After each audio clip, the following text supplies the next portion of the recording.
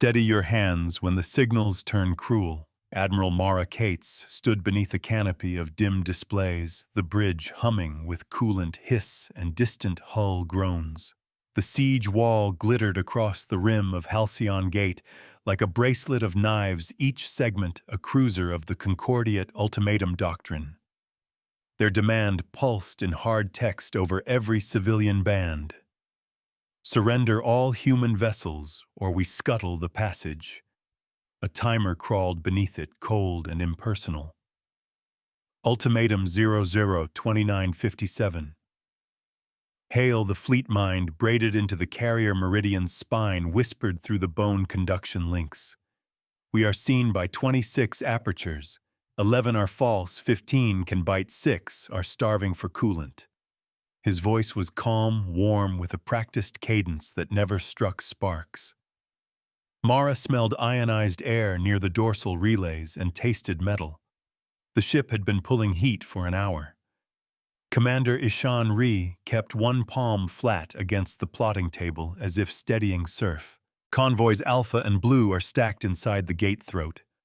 6,000 refugees, 9 bulk freighters, 2 eco-tenders.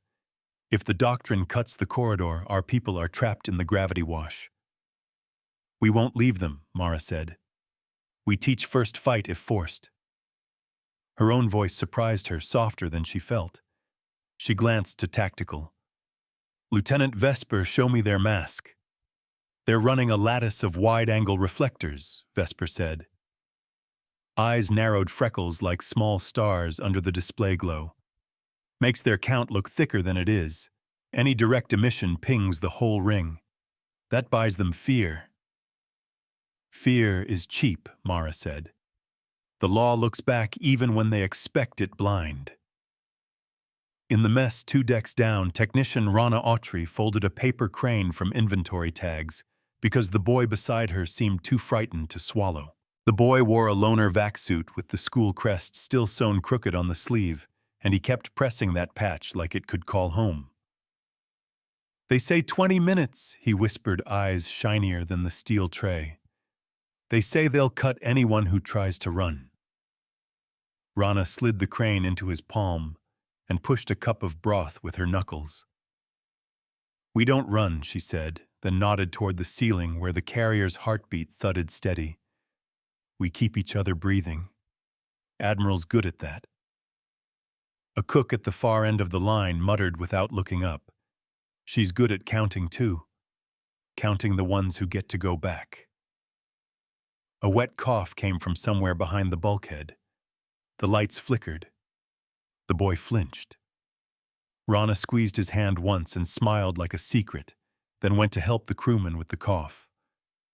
Mara watched the countdown move under her eyelids when she blinked. Hale give me 3 truths about their line that they don't want us to see.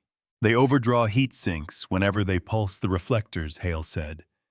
They control public optics with the timer. Each minute is a sermon. And they believe you'll preserve the corridor more than you'll punish them. Good. Let's punish them by preserving the corridor. Admiral Ishan said the ultimatum doctrine isn't a doctrine because it's smart. It's a doctrine because it is easy to measure. 1 clock, 1 choice. Then we'll make them read a different clock. She angled her chin to comms. Patch me to the Concordiate lead. A hard voice answered over band 3 with clipped syllables and a hint of static like dry snow. This is Marshal Dye of the Concordiate. Your people were warned. You have 28 minutes. We will not repeat ourselves. I'm Admiral Cates, Mara said. You've interdicted a lawful corridor. Your reflectors project weapons you don't have. Your timer is a lie because it hides the price you'll pay to make it true. We can put that price up where everyone can see it. Empty threat, Marshal Dye said. Humans bargain when they should kneel. We kneel to pull a wounded friend out of fire, Mara said evenly. 1 more chance. Power down your masks and stand off 30,000 clicks. We'll escort the convoys through. No one needs to bleed for your optics. The doctrine owns this throat, Day said.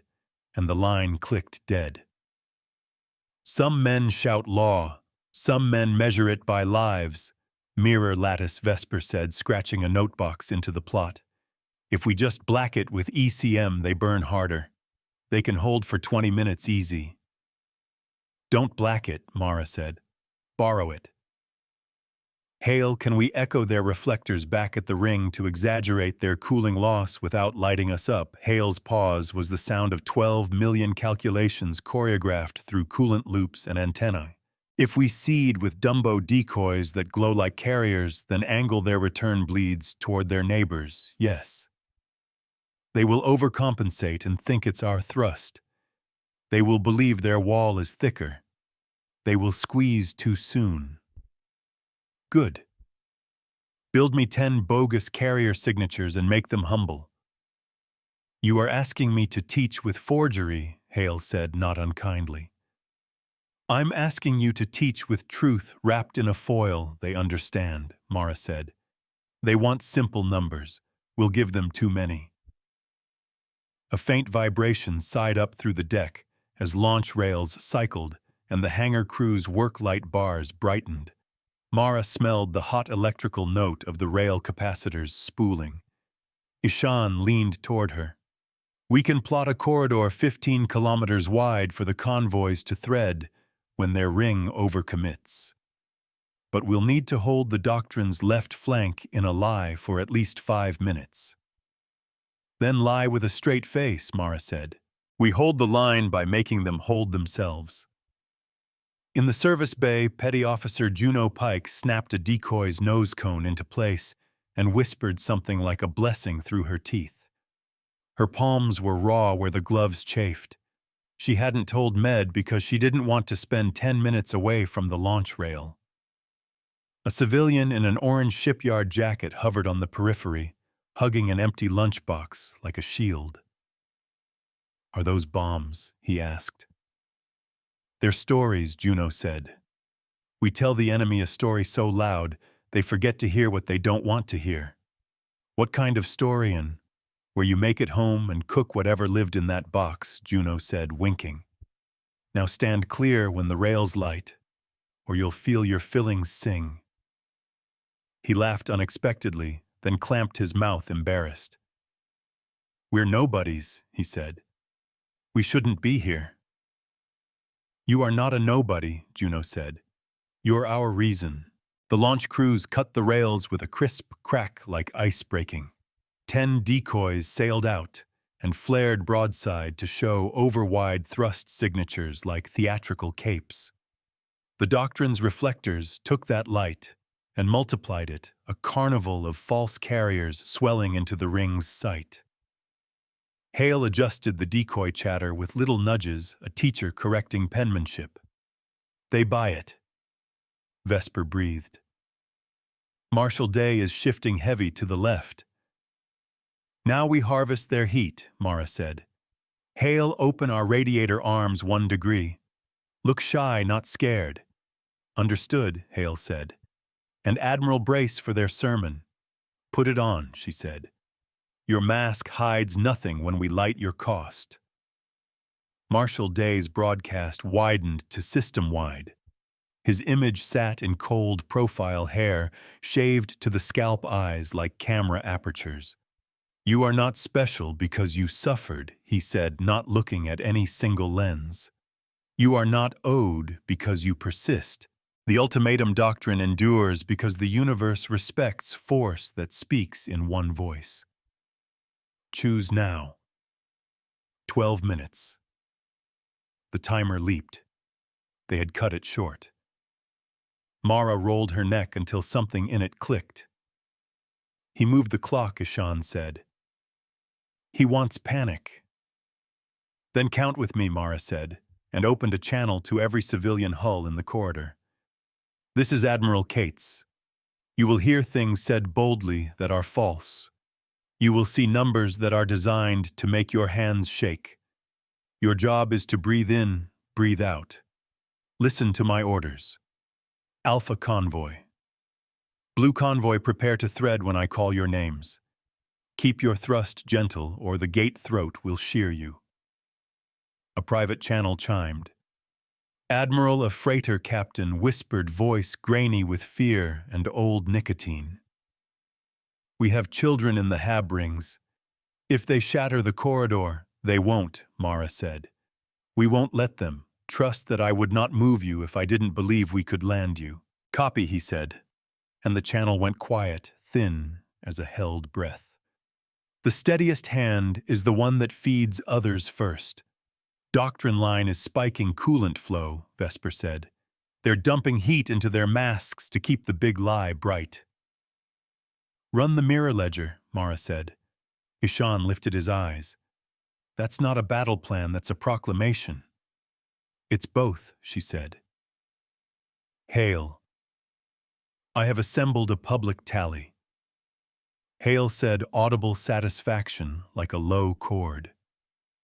Real-time estimates of heat loss on each doctrine haul the redirect costs of sustaining their mask, burn duration at current expenditure.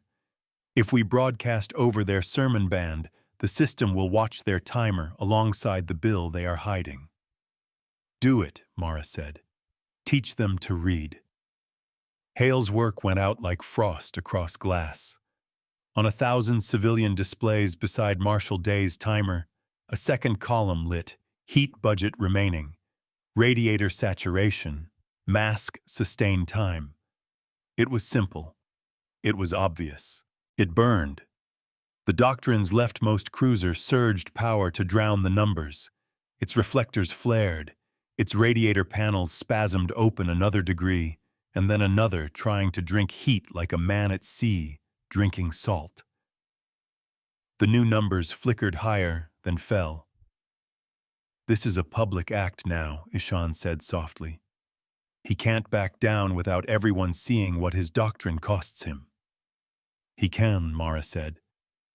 If we give him a path that looks like victory, give them a door and they will swing through it hard. Rana Autry carried a toolbox past a group of evacuees huddled near an equipment locker, the air sharp with antiseptic under the sweeter note of machine oil. A woman in a bandaged sling spoke like she'd been brave too long. They're showing us his heat, she said to no one in particular. Like a grocery tab. I didn't know war could be a receipt. It's a receipt even when no one prints it, Rana said. She set down the toolbox and tightened a coolant valve that had been rattling. The pipe vibrated cool against her knuckles. We keep a habit here, she added, unexpected tears stinging as a memory knocked. We remember by numbers and promises paid not by callers. A teenager with a buzz cut wiped at his eyes with the heel of his hand. Does it matter if he still presses the button? It matters, Rana said, because we all saw him reach for it. Hale feathered power through the ECM suites like a pianist choosing not to break a key. Decoys holding. Their left thinks we have 3 carriers hiding. Their right doubts. There's a seam. Thread the seam, Mara said. Alpha convoy, warm your engines. Blue, you wait. Alpha copies came a chorus of voices, different accents, different breaths. On the plot, 9 freighters lifted their noses as if scenting rain. The gate throat opened like a patient mouth. Vesper seed stones, Ishan said, and Vesper's hands blurred as she sent microsats scattering like glitter into the seam. They broadcast the Meridian's heartbeat for a half-second, then flipped to silence, leaving only memory. Marshall Day is flooding counter-narrative comms, reported. He says our numbers are propaganda. Then taste your own, Mara murmured. Hale ping his radiator banks with a courtesy sonar on public band. It will feel like a tap on the window, Hale said. Polite, unignorable. Do it. Sometimes a tap is louder than a cannon. The ping landed. On the system's shared visual, a new line appeared under Day's timer flagship radiators at 91%. The ring shifted little course corrections, telegraphing discomfort. Day cut his feed to scrub the tally, but came back a second later. jaw-tight timer gone voice newly brittle. "Choose now," he said. 9 minutes.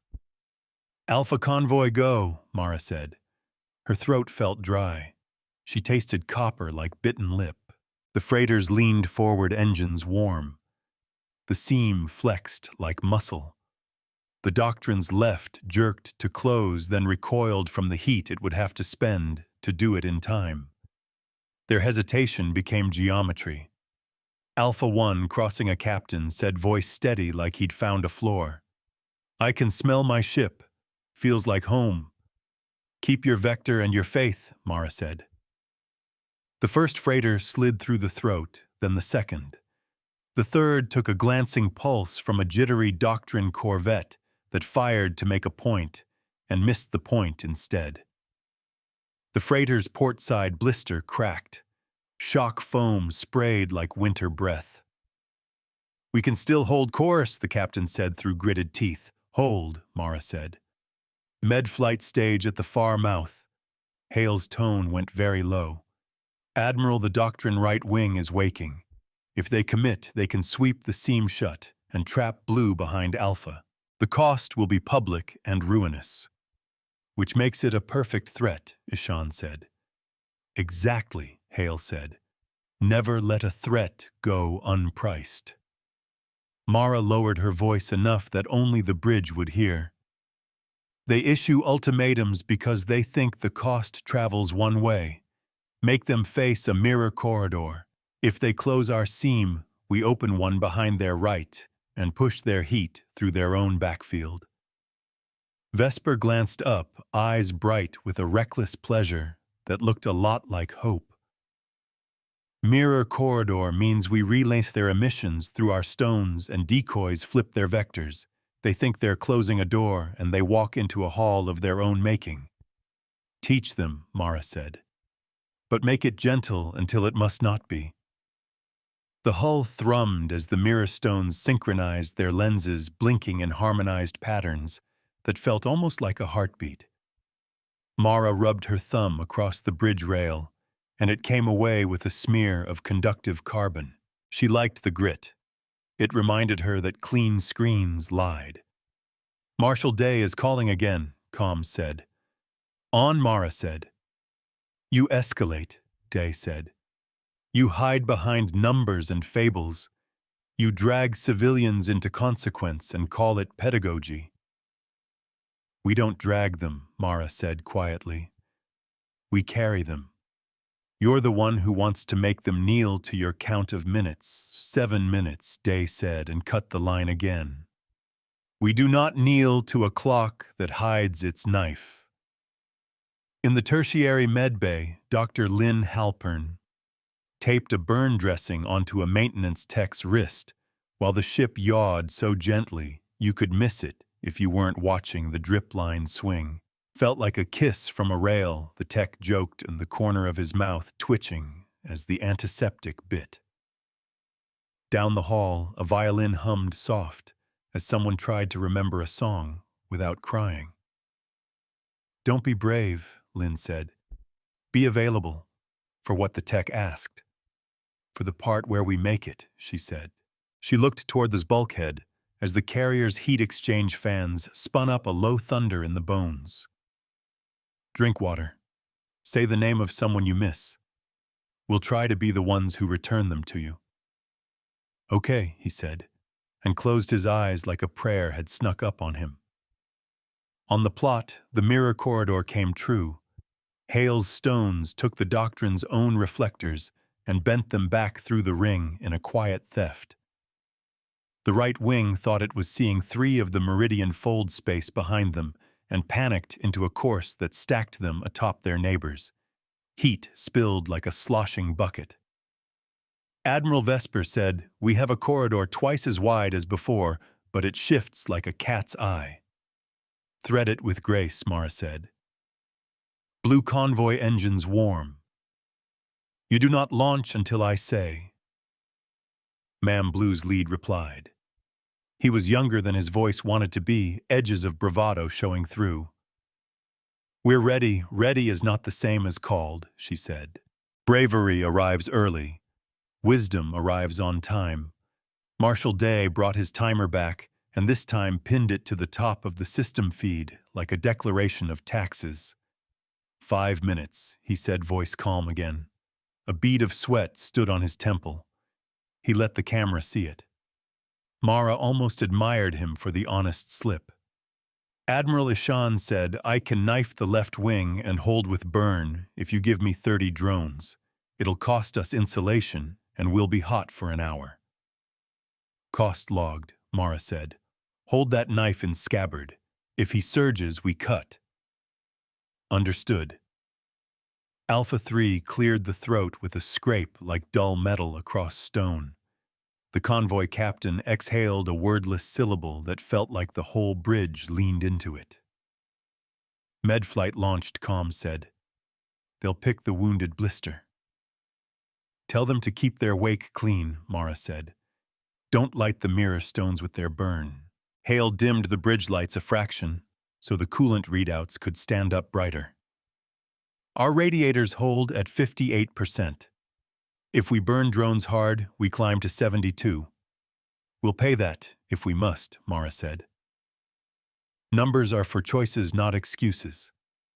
The reckoning is a tool, not a throne." A Doctrine corvette on the right wing lost its nerve and fired a scatter pulse that ricocheted through the mirror corridor like a child throwing a rock into a mirrored room. The pulse came back from 6 angles, a ghostly flower, and kissed the corvette's heat sink with what it had offered. Its lights guttered for 3 seconds. Cameras took pictures. Civilians gasped where they huddled. "Let them see," Mara said. "Not to humiliate, but to educate." "Marshal Day is ordering his right to hold fire," comms said. "He knows we can show his waist." "Blue convoy," Mara said, "on my mark." 3-2 mark. Blue nosed into the seam like a school of fish finding river. Hale's stones sang gentle, guiding them to the slack water. The hull under Mara's boots hummed lower as the carrier leaned energy into the corridor's shape. She tasted the faint sweetness of coolant that had been filtered too many times.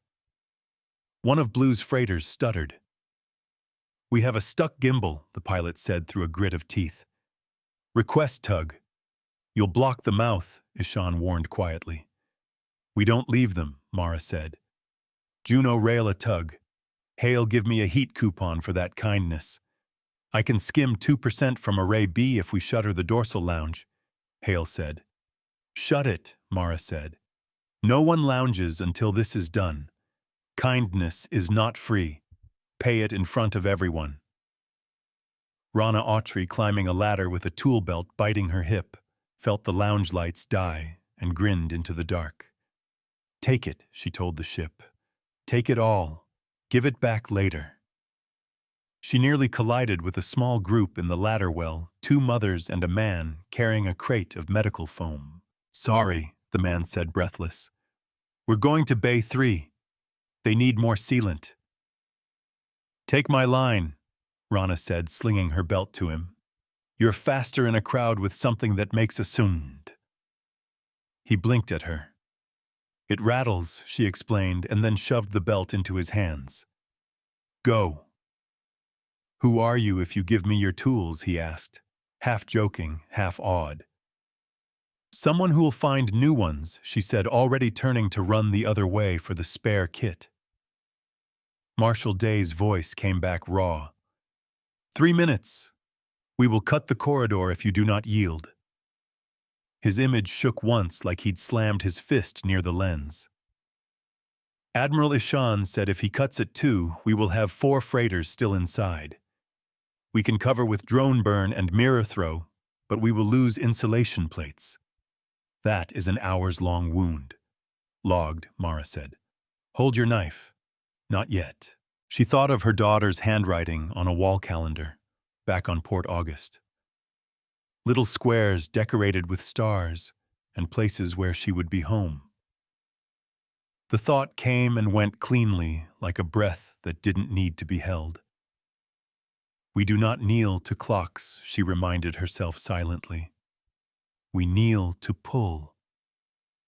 A gust of hot air licked across the bridge, carrying a tang like pennies. The dorsal manifolds were complaining. Hale lowered his voice as if to soothe. "I am with you," he said. "I am with all of you. Teaching hurts when it's done right." "Marshal Dai is spiking his left to close," Vesper said. "He thinks he can cut Alpha's tail and make it look surgical." "Knife," Mara said softly, and Ishan's hands moved. 30 drones flared in a lace, their exhaust threads braided by Hale, into a curtain that looked brittle until you touched it, and then it cut. The Doctrine's left flinched, then tried to power through, then hit the mirror seam and felt its own heat pour back into its mouth. "Drones are at 80%, Ishan said. "We're warming." "Hold for 60 seconds, Mara said. "Just 60. A klaxon chirped in the hangar.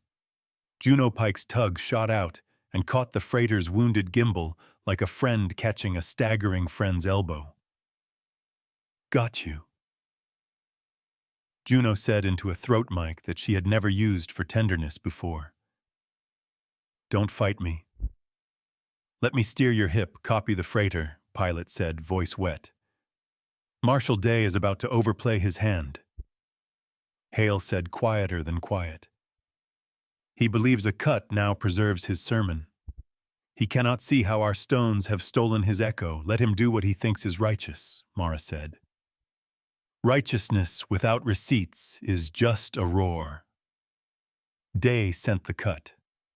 It came in tight and mean, a ribbon of energy flicked like a whip across the corridor. It should have bitten the last of Alpha and the first of Blue. Instead, Hale's stones held the corridor like a throat shaping a vowel, and the ribbon arced into the Doctrine's right wing, where their own reflectors amplified the kiss. 2 ships stuttered, and one puked heat in a white flare that took the ring's breath away. The civilian feed went silent for half a heartbeat, and then erupted in noise. "We did not strike them," Vesper said, sounding stunned by the proof of an ethic she'd been raised on. "They struck themselves. We showed them the path their doctrine walks," Mara said. "Everyone watching knows the difference." 2 minutes, Com said in a whisper like a theater voice. "Convoys are crossing." The tug saved Blue 3's tail. Hale dimmed the hull glow, feeding heat into hydrogen dump streams that ran like pale ribbons off the stern. "We will be thirsty later," he said. "We will need time." "Logged," Mara said. "The price we pay is public and worth it." A Doctrine gunship, embarrassed into bravery, peeled off to charge the Meridian head-on. Its captain broadcast a litany that sounded like scripture and tremble. "We will show you fear," they barked. "We will teach you to listen." Mara took a breath that made her chest ache. "Hale." "Yes," he said. "Flash the ledger directly to that gunship's bridge. Show them a small thing, the name of the last station. Their coolant passed through the children. It kept alive when their med freezer failed the tally of fields that drank from the heat it carried." Hale's reply was a single note. "Done." The gunship wavered. It veered a degree, then 2, like a drunk remembering he had keys in his hand and a friend in the back seat. It did not fire. It did not apologize. It simply drifted aside and let Blue 4 move like a skater past a flailing fist. "Teach first," Ishan said, wonder in it. "Fight if forced." "Fight if forced," Mara echoed. "Not yet. The strongest blow is the one you don't have to throw." The countdown vanished. Marshal Day's face filled the feed close enough that the texture of his skin was a map. "You made me an object lesson," he said, voice stripped of sermon. "You turned my doctrine on itself and called it mercy." "We turned your doctrine to its ledger," Mara said. "You can still order the cut. Everyone will see you choose to pay lives to keep your timer honest." He breathed once, twice. The camera picked the sound like paper torn slowly. "Stand down your decoys, Admiral," he said finally, the words like gravel. "Stand down your mirror stones. I will open a corridor 3 times as wide. I will give you 9 minutes. Do not test me." "We're not testing you," Mara said, aware of how her heart had begun to hammer in her ears. "We're testing your doctrine. You just passed. Hold your word." The ring opened awkward and incomplete like a toothless mouth trying to smile. The convoys flowed faster, the tug letting go with a flourish like a dancer's bow. The Meridian's radiators sighed as Hale throttled back. A shaker in the deck stopped its complaining. Someone laughed somewhere too loudly, and then clapped their own mouth shut. Admiral Vesper said, squinting at a faint flicker on the far side of the ring, "His auxiliaries are doing something messy. Like a hand behind a back." "Show me," Mara said. She saw it, a detachable bay tucked in the shadow of Day's flagship, aligning its own private weapon. Not to close the corridor, to burn the gate anchor itself for the headline. Then the doctrine could claim they ended the crisis by removing the problem entirely. "Escalation," Ishan said, voice suddenly thin. "Plan changing. They want to turn mercy into memorial." Mara felt heat like anger at the back of her neck. "Hale, stone me a visor. I can throw a cold hood between the auxiliary and the anchor for 30 seconds, Hale said. "After that, it burns through, and we lose 2 stones. "Do it," she said. "Vesper, aim the recorders. We make this public. We do not let them burn the bridge when they lose the toll." In the mess, the boy with the school crest had stopped shaking. He stood on his seat to see the nearest screen. "They're trying to break the gate," he said, outrage hot and clean in his voice. Rana Autry felt that warmth snap something right in her chest. She remembered being 12 and furious because someone bigger had lied to her face and enjoyed it. "That's our home line," an older man said softly. "We built it with 10,000 tiny welds." "We'll show them those welds," Rana said, and the mess cheered low like a storm's first growl. Hale threw the visor a curtain of cold that drank the auxiliary's first flash, with a sound like frost being scraped from tile. The weapon bloomed again harder. The visor blackened. Vesper's recorders drank everything, including the readouts stamped across the auxiliary's own bridge power draw. Weapon ID, the name of the contractor who had built the bay. She pushed the feed public. Someone far away would start screaming about procurement and oversight within the hour. 30 seconds, Hale said, and the visor shredded like cloth in fire. The auxiliary smiled a third time, jaws wide. "Knife," Mara said. Ishan cut its mounting brackets, not its face. Ishan's drones flashed in teeth, not at the throat, but at the belt. The brackets popped with little puffs of light, and the auxiliary tumbled weapon still spitting its mouth, now aimed into empty dark. The shot wasted itself on space.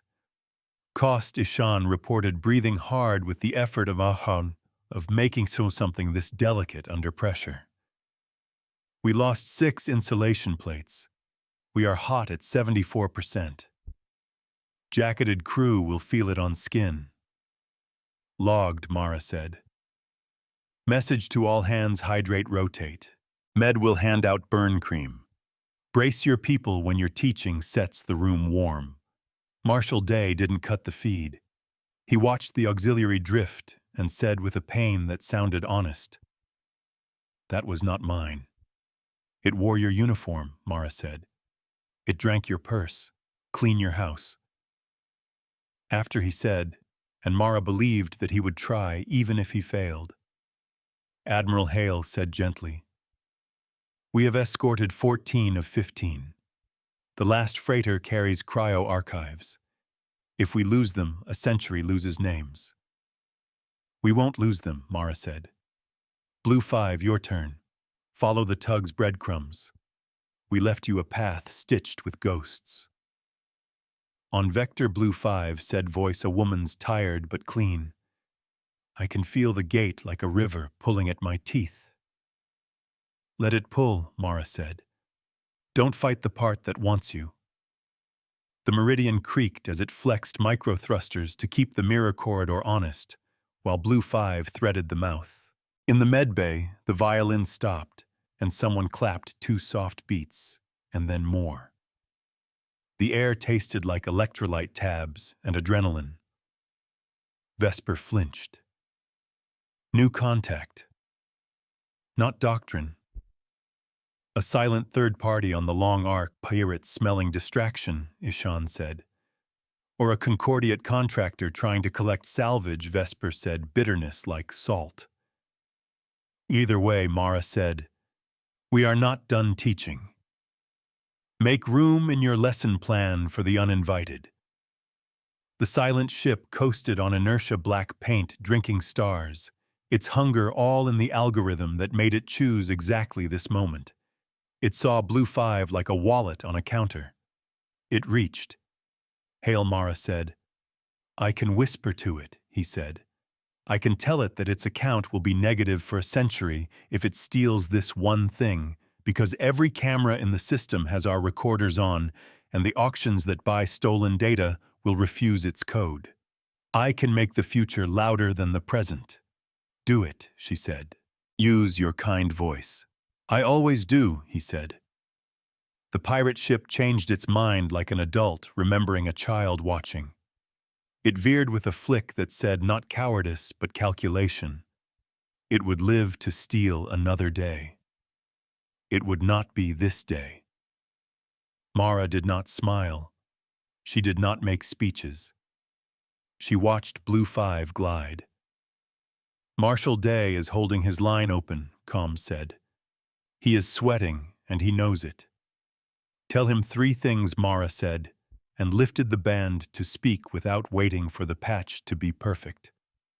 Marshal, we will clear your math for you. We will leave this corridor clean. We will print a public record that you did not cut when you could have. Use that to kill this doctrine before it kills more of your sons. He looked at her with a tiredness that made him look suddenly very young. You think I have that power? I think you have the microphone, she said. Someone always has the microphone when the room is tired. Blue 5 cleared with a grace that made the bridge burst into breathless noise. Mara closed her eyes for a heartbeat and let the rumble of hull fans wash under her ribs. The Meridian cooled by a fraction. The mirror stones dimmed.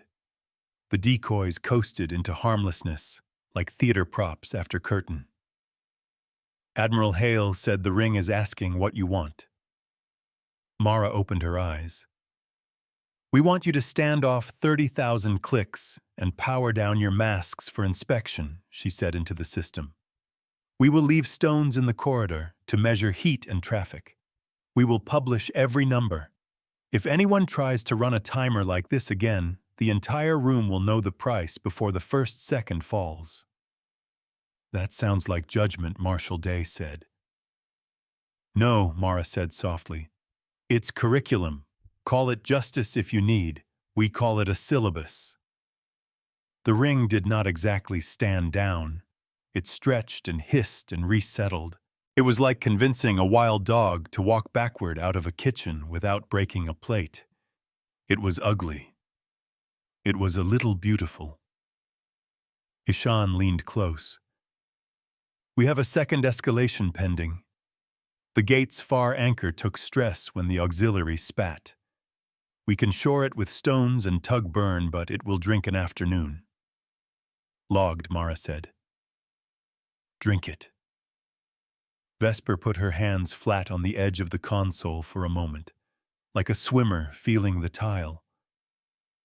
Admiral, she said something naked in her voice that she didn't try to hide. Are we allowed to be proud? Not yet, Mara said. Pride is a dessert. The bridge laughed a crooked little sound, but it loosened the knot behind everyone's eyes. Hale fed the vent fans another notch, and the air lost its metallic bite. Rana Autry found her tool belt again. Someone had hung it on a pipe with a note that just said, "Thank you," in heavy pencil. She smiled and wiped her face with a clean rag that smelled like citrus cleanser. The boy with the school crest was asleep finally, head on his tray, crane in his fist. She adjusted his suit collar so it wouldn't bite his neck. The quiet after a right choice sounds like breath. Mara was halfway through authorizing the corridor stone's inspection routines when the Meridian's aft sensors ticked something small but bright. Admiral Hale said the ring's backfield just spun up a packet stream that isn't theirs. Someone is stealing the auxiliary's recorder cache before we can track chain of custody. They mean to erase the proof that the doctrine tried to burn the gate. How many someones? Mara asked. Not doctrine. A firm that prefers both sides in a crisis, Hale said, and showed her the signature, like the curve of a signature she'd seen scribbled on a dozen contracts. A salvage intelligence contracting house with a poet's name and an economist's ethics. Escalation. 3, Ishan muttered. Plan changing. Make the grab public, Mara said. Lay out the addresses. Name the data marketplace. Show the bid. Put it right beside the ring's heat budget like it belongs there. It does belong there, Hale said, and there was affection in it for a human who thought this way. Marshal de Mara said, reopening the channel out of turn, someone is trying to steal your shame. You want to be a person whose house gets cleaned after all this. Help me chase them. He stared at her for a heartbeat that felt like a held bridge. Patch me the target, he said. Hale printed the addresses onto the feed white letters on dark. Civilians watched numbers move who had never thought numbers had shapes like this. Across the ring, 6 small cores flickered as the contracting house tried to change its name. Vesper Mara said, mark those cores with color. We're going to draw a box around them and then teach a very specific lesson. What lesson? Vesper asked, already dragging a translucent rectangle on the display. That truth is slow when you push it, Mara said, but it is heavy when you set it down.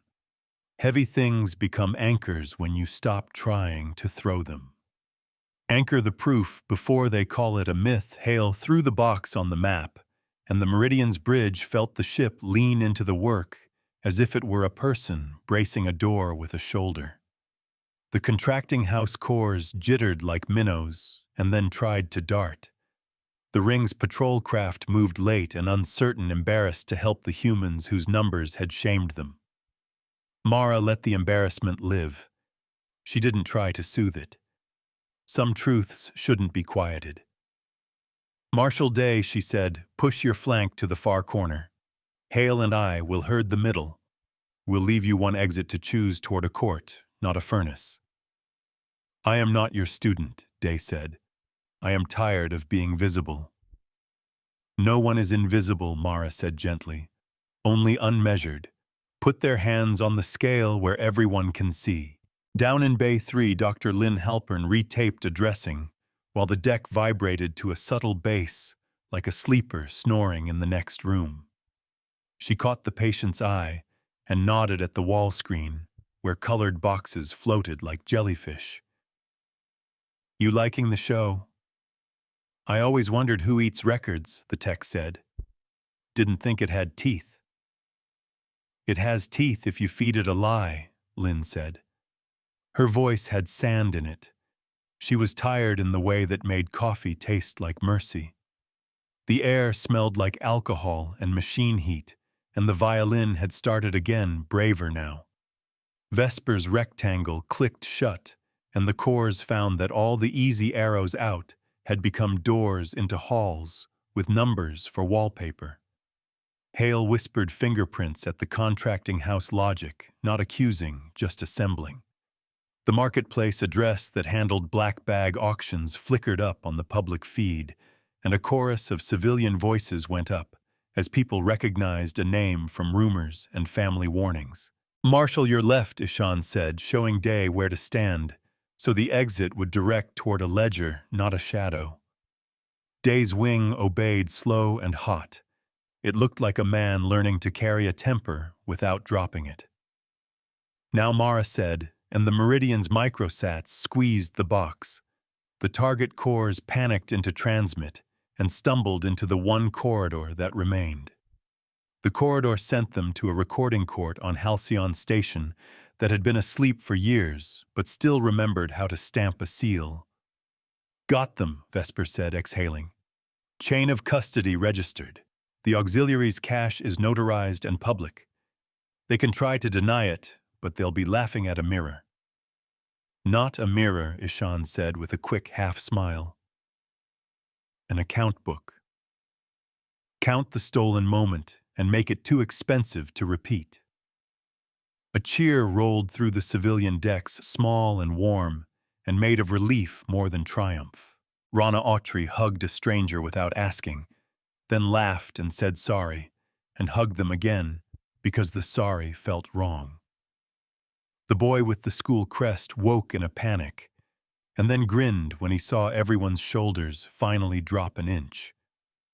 The mess smelled like broth and victory, which wasn't a smell exactly, but an absence of the metallic tang from before.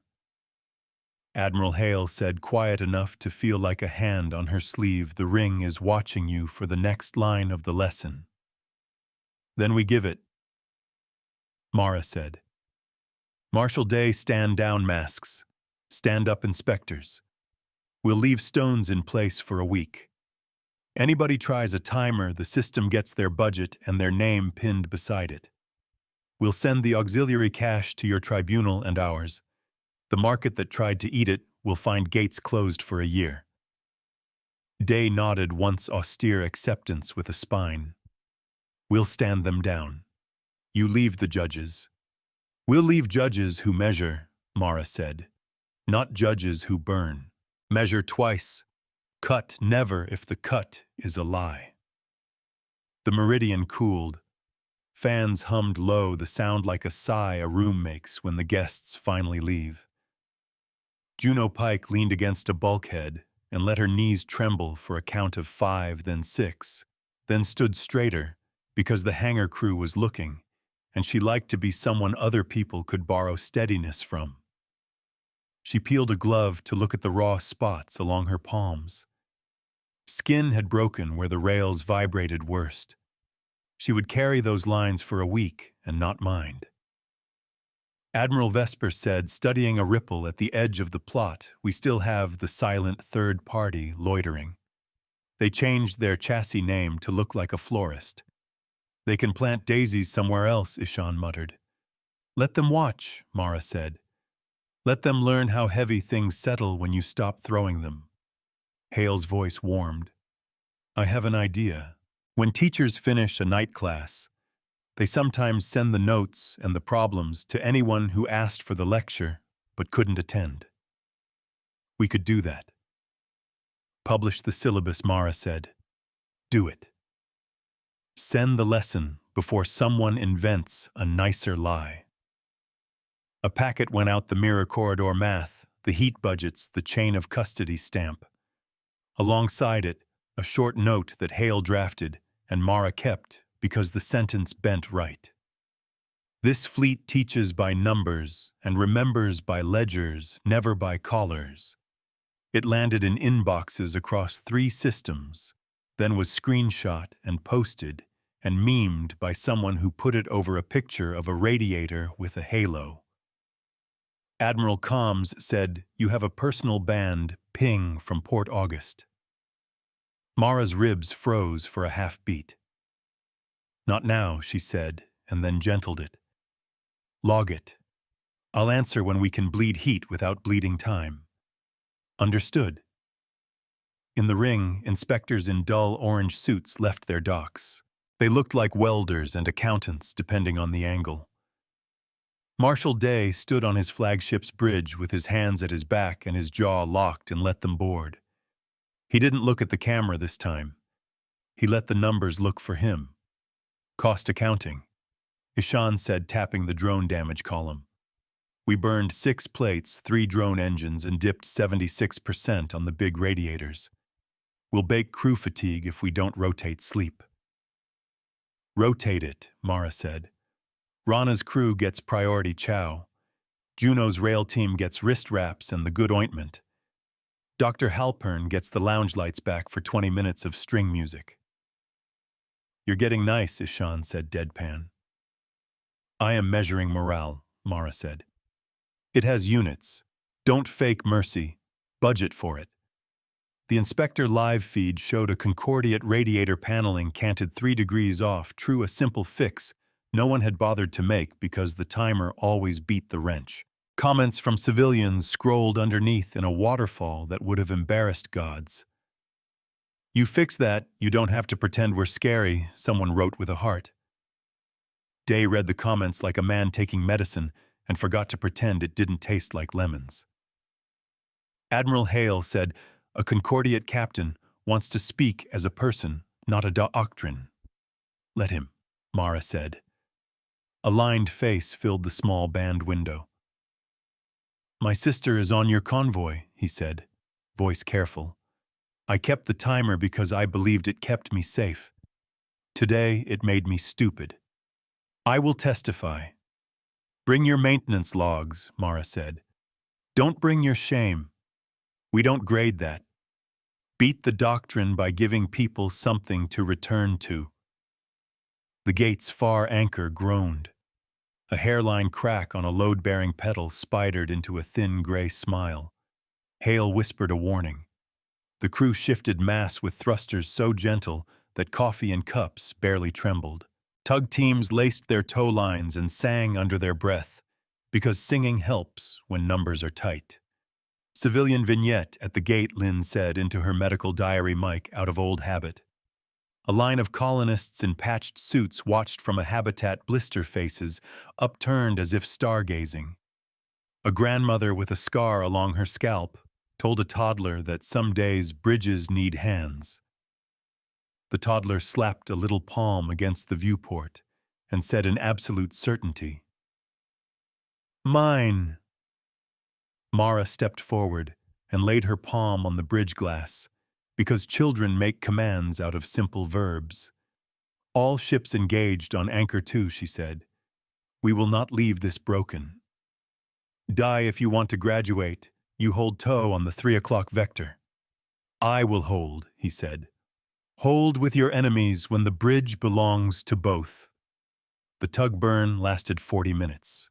It felt like longer because the meridian ran hot and all the cooling water tasted like pennies, and someone had to tell the violinist to stop because the tempo made the tow line operators unconsciously match the beat. Twice a Concordiate pilot overcompensated and delivered a hard jerk that made everyone hiss. Twice he apologized on an open band so children would hear that men who had threatened them with numbers could also be gentle when taught. Anchor stable, Hale said finally, and the entire deck crew slumped in unison, like a school at the end of a long exam. Vesper hid her smile behind a knuckle and then didn't bother. Now the quiet was thick enough that Mara could hear individual drops of condensation hitting a heat exchanger cap somewhere behind the portside ladder. All the tiny sounds that mean a ship is cooling took turns being the loudest. Publish the ledger, she said. All of it. Hale did. The ledger showed the convoy's passage, the doctrine line's expenditure, and recoup the auxiliaries' attempted arson, the market theft, the costs the Meridian paid in plates and sleeplessness. It included a line at the end that glowed faint like a watermark doctrine privilege to issue countdowns in public lanes rescinded by joint vote review in 1 year by a board with citizens whose names are printed large enough to be read in a plaza. Put the policy where mothers can point at it. Marshal Day sighed a human sound. You have made my house very bright, he said. It is harder to hide cobwebs in noon. Bring a broom, Mara said. We'll bring paint. The ring began to disperse. Inspectors rolled their carts back into shuttles, still writing. The decoys, down to their last whispers of charge, drifted into caricatures of ships and then into space junk that kids would collect in 3 days as souvenirs. The mirror stones cooled lenses fogging with a thin frost. Ishan set a canteen in front of Mara. "Drink," he said. "Doctor's orders." "It tastes like tin," she said, sipping anyway. Her teeth ached a little from the temperature. "It tastes like saved names," he said. "Saved names are worth a tin taste." Hale flickered the ceiling lights in the lounge for 20 minutes and played the violin recording through the cheap speakers, not because it was good, but because it had been brave. People lay on benches and let their hands fall open. Rana Autry sat on the floor with her back to a vending unit and cried hard for 30 seconds, then wiped her face with a sleeve and laughed at herself and ate a slice of bread that tasted like dust and home. Juno Pike fell asleep sitting up and woke with the imprint of a bolt head on her cheek, then went back to work because someone needed to polish the rails before morning. She hummed the mirror stone's sync tone without noticing the way a baker hums the oven fan's pitch. Admiral Vesper said at last, in that careful voice, "Junior officers learn when they have to ask a favor of the person they want to be. Can we leave something prettier than stones in that corridor?" Like what Mara asked already, smiling. "Wind chimes," Vesper said, blushing as soon as she heard herself. Not literal wind, obviously, but a handful of passive prisms that ring when someone pushes heat too hard. The sound would land on public bands. It would remind people they're being watched gently. "Make them," Mara said. "Make them sing in a key that calms the heart. Remember that watchfulness can be kind." Marshal Day requested a private band and then forgot to use it privately. His words spilled into the public like a small accident people didn't mind overhearing. "Admiral," he said, "I do not know how to run a navy without a clock." "Clocks are good," Mara said. "They just belong in kitchens. Use them to know when the stew is ready, not to make people eat raw." He laughed once, startled. "You have a kitchen, I have a child who writes on a calendar," Mara said. "She draws stars for nights. I am home." And how many stars did she draw last month? Fewer than she wanted. Mara said, "I will try to make more." Underneath every ledger is a family calendar. Hale's wind chimes. Vesper insisted on the name sticking, caught the first cheating burn before midnight station time, and chimed a soft silver that felt like a polite cough in a library. A Concordiate tug captain blushed and dialed back before anyone had to write him a message. Civilians clipped the sound and made it a ringtone. Someone auto-tuned it and made a 15-second dance about not overcooking your drives. Admiral Combs said 2 hours later, "Press wants you. They want doctrine quotes, maybe a smile." "Give them Hale's packet," Mara said. "Give them Rana's crane and Juno's palms if they ask for a picture. If they want my face, they can have it, but only if I'm allowed to look tired." "You always look like you could throw a ship," Ishan said. "I can't," she said. "I can only hold one. Hold one thing well, and you'll teach others to hold." A day passed in work that felt like sleep would feel if it had vibration and to-do lists. Inspectors wrote, crews rotated, the mirror stones cooled to pewter. The market house that had tried to eat the auxiliary cash posted a statement that did not apologize and then shut its doors for a year because the gates kept reading the blockade letter. Marshal Day attended his own oversight hearing and did not shout.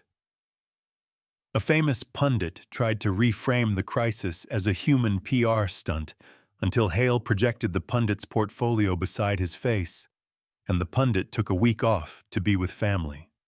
Mara answered Port August's ping.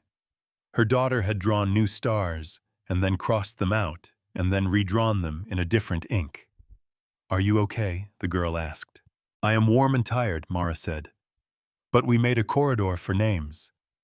"What names?" the girl asked.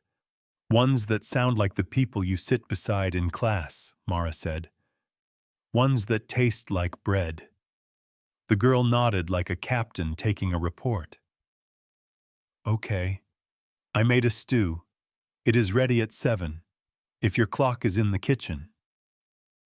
Mara smiled so hard her face hurt. "I'll try," she said. "I'll try to put the clock there." "Put your clock where it makes dinner better." A week later, the review board for public lanes convened at Halcyon Station. They sat under lights bright enough to scare dust and read numbers to a room full of hands. The first order of business banishing the public timer from lanes where civilians could become a variable. They didn't talk long. They voted. The tally printed on a screen above the dais in numbers large enough for old eyes and young. Somewhere in Dock C, a violin played a slow major key. Marshall Dye stood at the podium when they opened the floor and said only, "I did not know I could be this person," and people believed him because he didn't ask them to clap. They clapped anyway. The Meridian drifted outside, not in parade stance, but in something like attention. Juno finished rewrapping her palms and went to sleep for a full 8 hours. Rana installed new valves that whispered quieter. Lynn threw out dressings no one would need today. Vesper tuned the wind chimes until they sounded like water in a dry place. The corridor became ordinary. Ordinary was the best victory Mara knew. Ordinary is a flag we fly without a speech. On the last day of inspection, Mara took Hale and Ishan to the gate's mouth, with the view set to opacity 3%, so the stars looked like they'd been sketched onto smoke. "We have a precedent now," Ishan said. "They'll try to wriggle around it." "They can wriggle," Mara said. "They cannot make their numbers small." Hale was quiet for a long time by his standards, and when he spoke, his voice wore the softness it used for first-year recruits. "Admiral, may I ask a thing that is not tactical?" "Always," she said. "Why do you smell the air when we are hot?" he asked. "You always do that, as if you need to taste the heat." "Heat tells me who is paying," Mara said. "When it tastes like pennies, it's us. When it tastes like ozone and old lacquer, it's them. I want to know which." "Then today tastes like copper slowly fading," Hale said. "It tastes like stew starting to simmer," Ishan said, and both of them laughed at him and didn't stop him from finishing the metaphor anyway. Laugh when the ship remembers how. Night drifted into station afternoon. The chimes rang twice more for small sins and were answered with good humor and corrections. A child on the station drew the chimes as little bells and put them on a homework sheet. The teacher wrote nice detail and didn't realize she had graded history. On the plaza where the review board had posted the timer ban, someone had chalked a phrase under the statute from 50 years ago that forbade lockouts, no callers, no countdowns, numbers in the sun. Hale took a snapshot and hid it in the Meridian's memory, where he stored beautiful things he didn't know how to catalog. "This is done," Ishan said. "It's not done," Mara said. "It's better." Better is a direction, not a flag.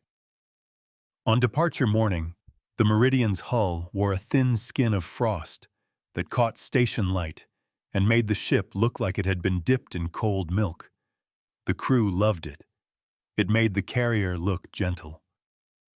Mara walked the portside catwalk and ran a hand along the railing and felt that fine grit of conductive carbon again. She liked the grit today. It meant work left fingerprints. A message pinged from Hale to her private band. It contained 4 lines of freight manifests, a picture of Juno asleep, and a recording of the chimes that made her throat feel tight for no good reason. She listened twice, then put the recording where the calendar would see it. Set Vector, she said, on the bridge. We have other kitchens to fix. Vector set, Vesper said, grinning. Wind behind us. Ledger in front. Don't say ledger, Ishan said. Say receipt. It makes people hungry. Hale laughed a low, bright chord. I will update the style guide. Teach with a style guide and a soft voice. They were 3 hours out when the distress hit from a mining convoy at Pelion Verge, different doctrine, same clock. A Dominion petty lord had pinned barges with a threat that tasted like gravity. The timer on the feed was smug, the numbers sleek, the voice well-practiced. It promised efficiency and hurt. Mara didn't feel tired. She felt aligned. Plot me a seam at their left, she said. Show me their mask. They all have one. There, Vesper said in under half a minute. Wind chimes at 90%, Hale said. Mirror stones at 80. We can teach without shouting, Goodmara said. Let's give them recipes. Give the next doctrine a lesson it thinks it invented. Before the meridian leaned into acceleration, before the mirror stones warmed and the chimes tuned themselves, Mara opened the ship wide and stood with her hands behind her back and her feet planted like a person who trusts floors. The room hush that followed wasn't obedience. It was family listening for dinner to be called. We will do this again, she said. We will do it more gently and more quickly and with fewer blisters on Juno's hands. We will forgive people who thought clocks were weapons. We will not forgive people who hide knives in rivers. We will pay for kindness in public, and we will put the receipts where board members can point without squinting. She paused and listened to the hull breathe. If anyone tells you war is a story only told in explosions, show them our numbers, she said. If anyone tells you mercy is free, show them your palms. She closed the channel. Show them your palms when asked what it cost. Pelion Verge came up like a bruise. The Dominion petty lord had a prettier logo and a worse soul than day. He smiled with a mouth that had never worked a bolt. His timer clicked down buttery slick. He had decor on his bridge that said Empire and bracelets that said Inheritance. Mara felt an itch between her shoulders. Put his cost beside his clock, she said. Already drafted, Hale said. And Admiral, his need for applause will make him loud. Use it. The petty lord announced penalties for non-compliance with the ease of a man ordering a second dessert.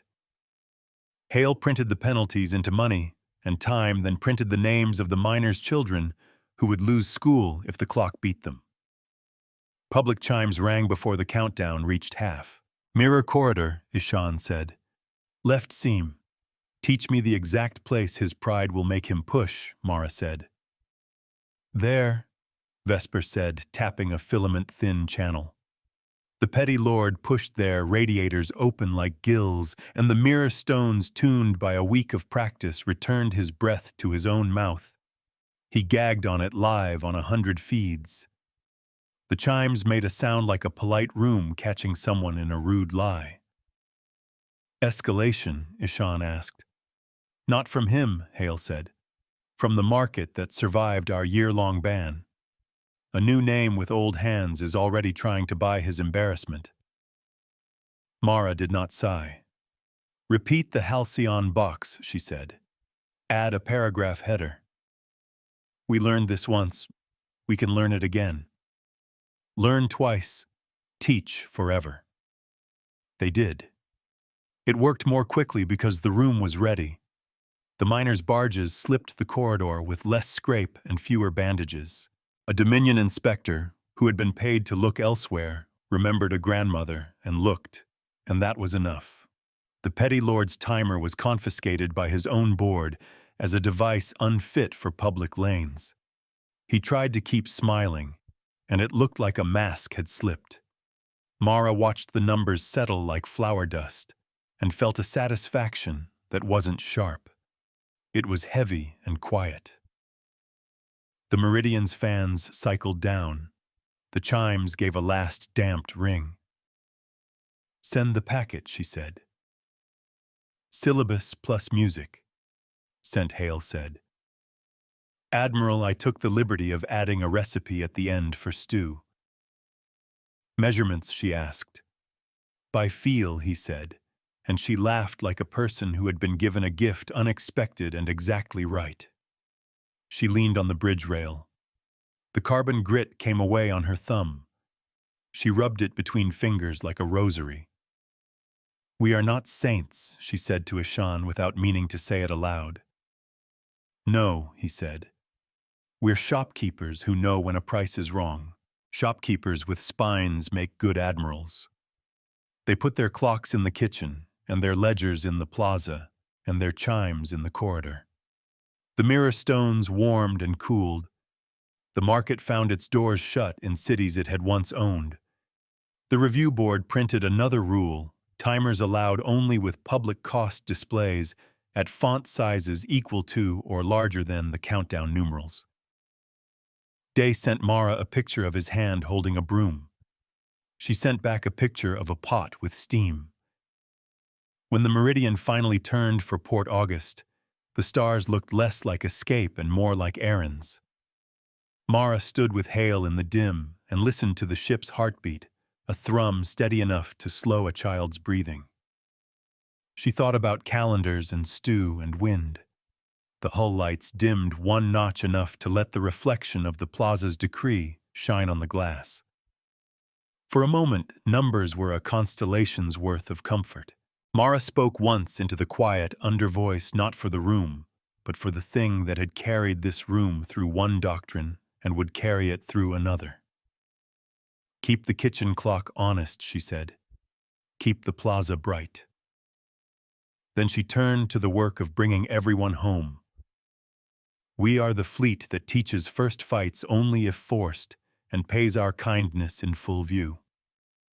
We set our clocks where dinner gets better, our ledgers where hands can point, and our chimes where the heat runs too hot.